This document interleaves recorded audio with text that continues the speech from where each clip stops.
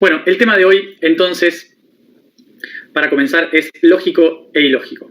Pero vamos a empezar a hacer una referencia a lo que expliqué en el principio del blog y que nos va a acompañar durante toda la semana del cuerpo físico, en Libra. Vamos a empezar entonces con esa explicación general. Recordemos, nosotros estamos trabajando Libra y que está relacionado a la dualidad. La dualidad que no la vamos a interpretar como dual, sino como polar, ¿sí?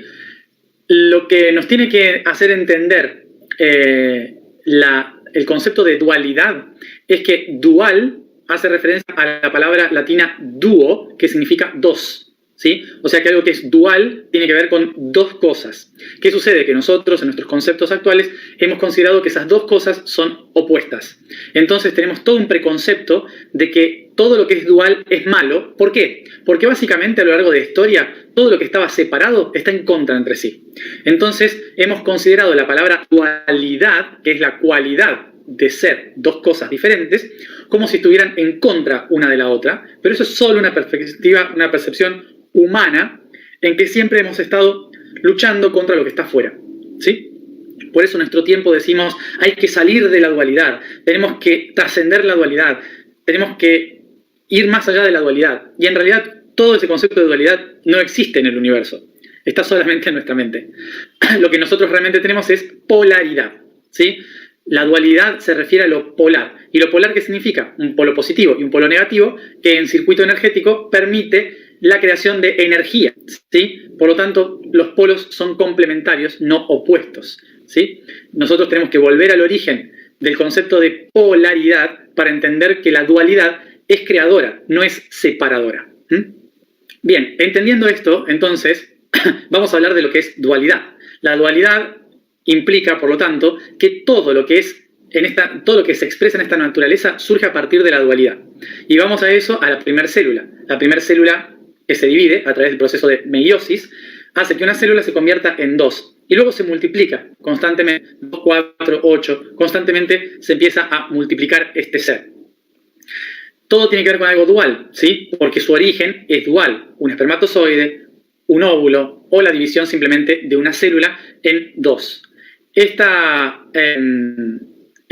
forma en que existe el universo hace que después nosotros, en nuestra vida, entendamos, ¿sí?, que hay dos manos, dos brazos, dos ojos, dos orejas, dos oídos, ¿sí?, que la boca está dividida al medio, la nariz también, dos agujeros de nariz, las dos cejas, todo se empieza a dividir en dos, las dos partes del cerebro, las dos partes del corazón, todo es dual. En nuestro cuerpo todo es como un espejo, ¿sí?, que se refleja entre sí.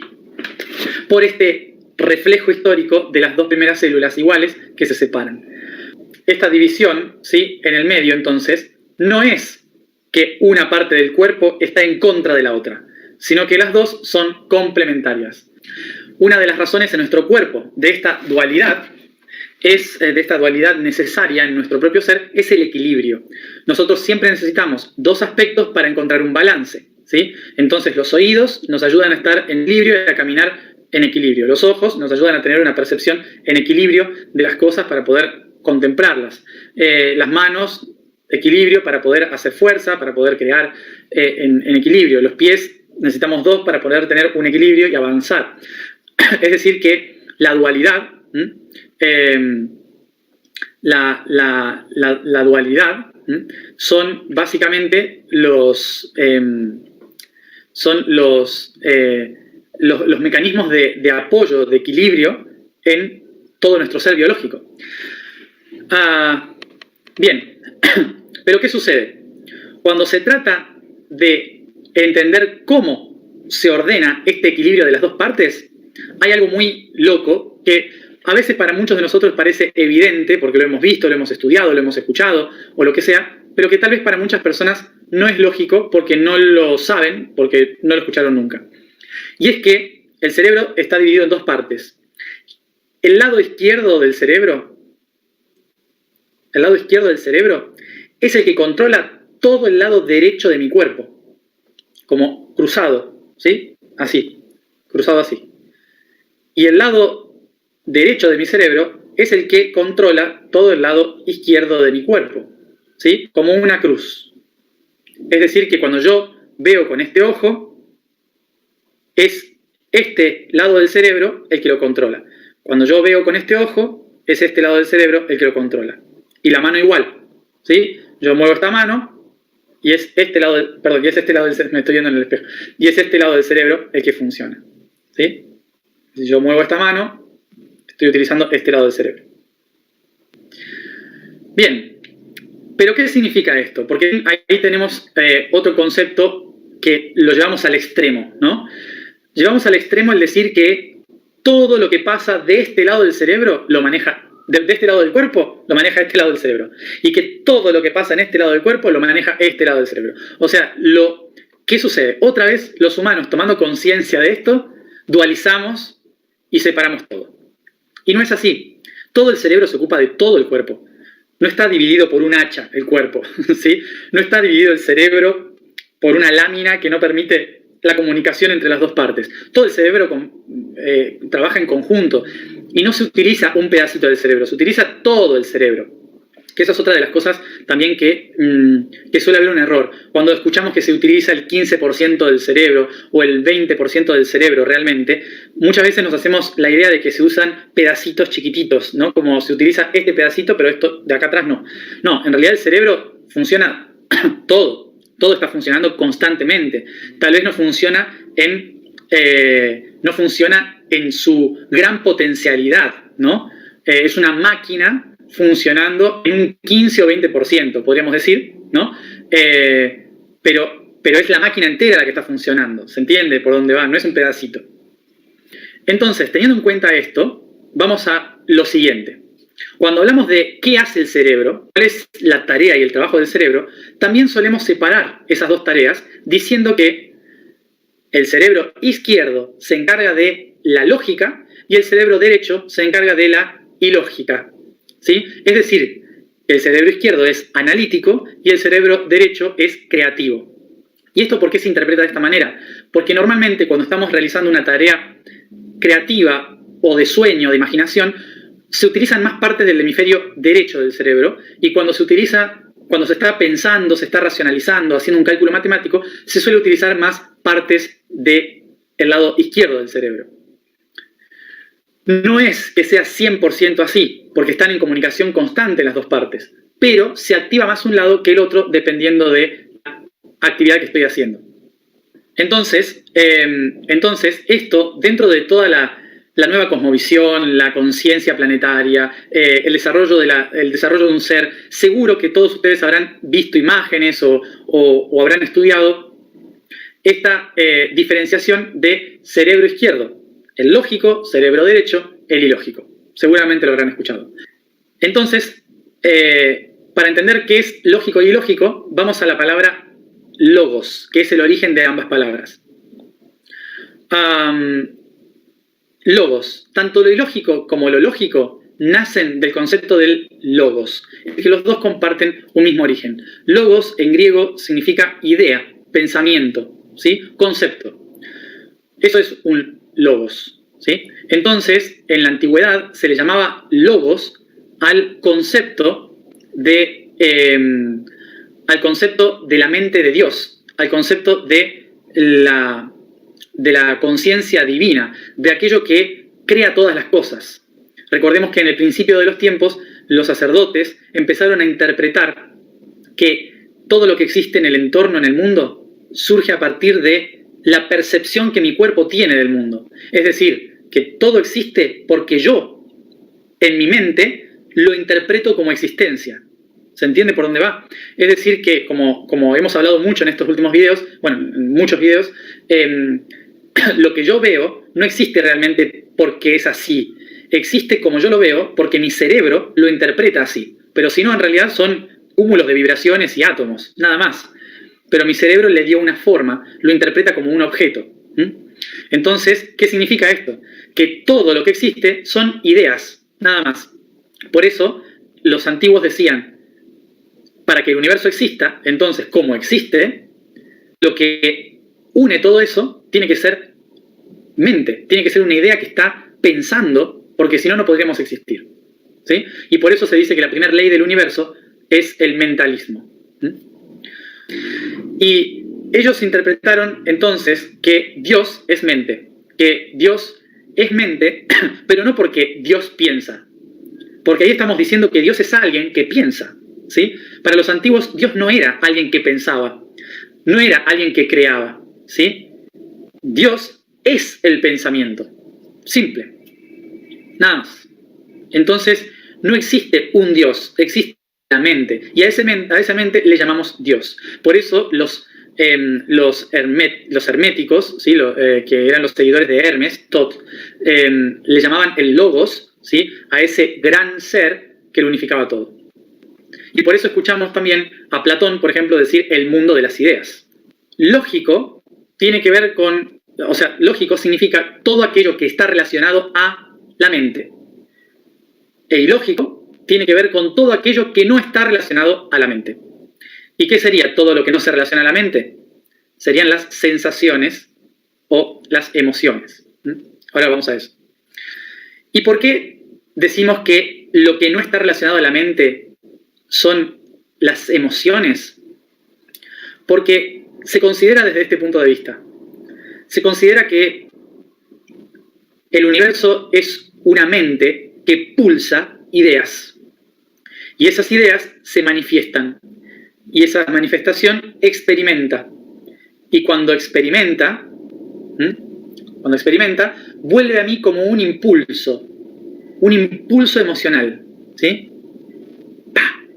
Entonces el pulso de la mente que manifestó una experiencia recibe un impulso de la experiencia que va a llamar sabiduría, ¿sí? Por lo tanto, el universo es pulso e impulso, ¿sí? El pulso es la mente creadora que conecta todo, que da la posibilidad. Y el impulso es la información que recibo a través de la experiencia de lo que creé. Bien, ¿qué sucede? Que el pulso es mental, es un pulso de una idea, de una imaginación. Así es como se interpreta el origen de las cosas, ¿sí? Como si todo fuera una idea.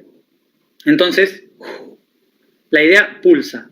Pero la forma en que recibe la información la idea es a través de la emoción, de lo que sucede en la experiencia. Y eso es algo que no es mental, es algo reaccionario, es un impulso, ¿sí?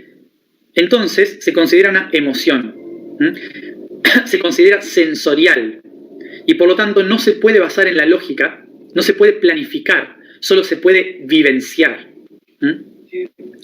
Por eso, a eso le llamamos sinestesia, ¿sí? No lógica. La sinestesia es la capacidad de sentir. Esa es la sinestesia. Bien, obviamente que sinestesia tiene que ver con poder sentir y anestesia es dejar de sentir, no sentir nada. Solemos usar mucho más la anestesia en nuestro vocabulario que la sinestesia, ¿sí? Porque somos una civilización tan lógica que le llamamos a la sinestesia ilógica. Así somos. Bien, entonces la sinestesia hace referencia al sentimiento, a lo que se siente a través de los sentidos. Y esto es la base de la experiencia. Es decir, no me vuelvo sabio en mi mente, no encuentro la lógica de las cosas hasta que no vivo y siento las cosas, ¿sí? Entonces uno no es más inteligente por leer, uno es más sabio por vivir. Por lo tanto, tener esto en cuenta implica que la sinestesia, es decir, lo ilógico, otorga más posibilidades a lo lógico de entenderse a sí mismo. Por eso, el método experiencial de la ciencia, ¿sí? El método cartesiano del experimento. El experimento es la experiencia por la cual yo puedo sentir, pensar las cosas. Pero la única forma en que me di cuenta que tenía que experimentar eso era la imaginación. Solo si imagino, solo si tengo la posibilidad de pensar otra opción, voy a entender que puedo experimentar algo diferente. ¿Se entiende? O sea, que el método cartesiano de la ciencia, que dice que no, lo de ustedes es ilógico, se basa justamente en la ilógica para poder entender que hay otras opciones. Y luego lo descubre a través de la lógica. ¿Se entiende por dónde va? Así que se entiende de esta forma que la ilógica, la imaginación, es la capaz de de darle la posibilidad a la lógica de entenderse a sí misma, de entender el análisis. Por lo tanto, ambas son necesarias, ambas son útiles. La única forma en que un humano, un ser consciente, puede mejorar en la vida es con capacidad de imaginación y de soñar. Por eso, la lógica y la ilógica son claves en nuestro desarrollo de la vida, porque la lógica y la ilógica son las que controlan nuestro cuerpo y la realidad que sentimos. ¿Sí? Bueno, espero que se haya entendido y si no, no lo pienso volver a repetir. Y creo que está grabado. Está grabado, así que bueno, cualquier cosa lo vuelven a escuchar. Esto ha sido muy filosófico. Igual todo lo que hablamos es muy filosófico. Como verán, algo que me gustaría... Ahora vamos a la información del día. Algo que me gustaría agregar de todo esto es que todo lo que estamos haciendo nosotros es ilógico. Todo. Todo lo que he hecho en mi vida ha sido ilógico. Y no tengo ningún problema con eso. Todo es ilógico. Lo que yo estoy haciendo, estamos haciendo. Pero, ¿por qué? Porque el objetivo de lo ilógico, de lo que al menos yo estoy haciendo, es que sea útil a lo lógico. Fíjense que cuando nosotros decimos esto no es lógico, ¿no? Hay que hacerlo desde la lógica. La pregunta es, la lógica es una metodología, ¿no? Para la sociedad actual. Hoy la lógica es una metodología. Y como hemos visto a lo largo de esta historia de la humanidad, de este último tiempo, la lógica no nos está sirviendo de mucho, porque estamos peor. O sea, en conceptos de sociedad, esto de que la gente diga hay que ser lógico, muchas veces se desprecia lo ilógico como si fuera algo negativo, cuando en realidad lo lógico es metodológico, ¿sí? Y cuando se vuelve una metodología, significa que empieza a repetir los mismos patrones una y otra vez, y no tiene sensación de lo que está pasando, porque se basa en la idea. Por eso tenemos una civilización basada en ideas, y no en lo que se siente. Tenemos una civilización, una sociedad basada en idealismos, en lugar de darse cuenta de lo que está pasando en el entorno.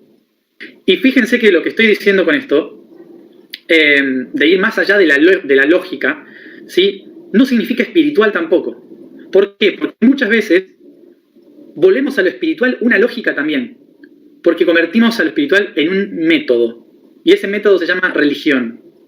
Cuando convertimos a la espiritualidad en un método, lo que hacemos es proyectar ideas en cosas que creemos que podrían ser lo mejor, pero es un método, no estamos rompiendo la estructura. La forma en que trabaja la ilógica, justamente, es fuera de la metodología. La forma en que trabaja la ilógica es a través de la sensación, y la sensación siempre cambia en función de lo que sucede. Por eso, una civilización basada en la ilógica está basada en los sueños, pero en las sensaciones de los sueños. Está basada en la sinestesia. Por esto, también, muchas personas consideran que lo que estamos haciendo es ilógico. Y yo agradezco eso. Porque si nos estuviéramos basando en la lógica de siempre, entonces no vendríamos a cambiar el mundo.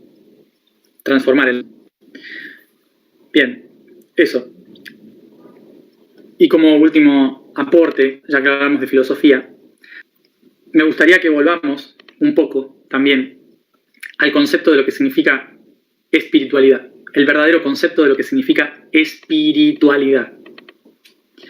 Porque solemos proyectar la espiritualidad en algo extracorpóreo, algo que está fuera del cuerpo.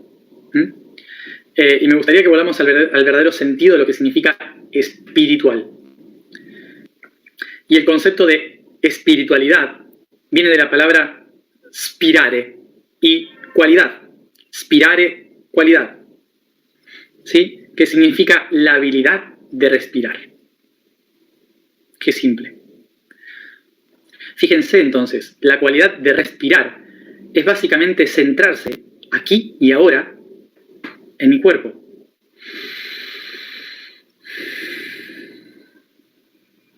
Eso es espiritualidad. El resto es ilógica y lógica.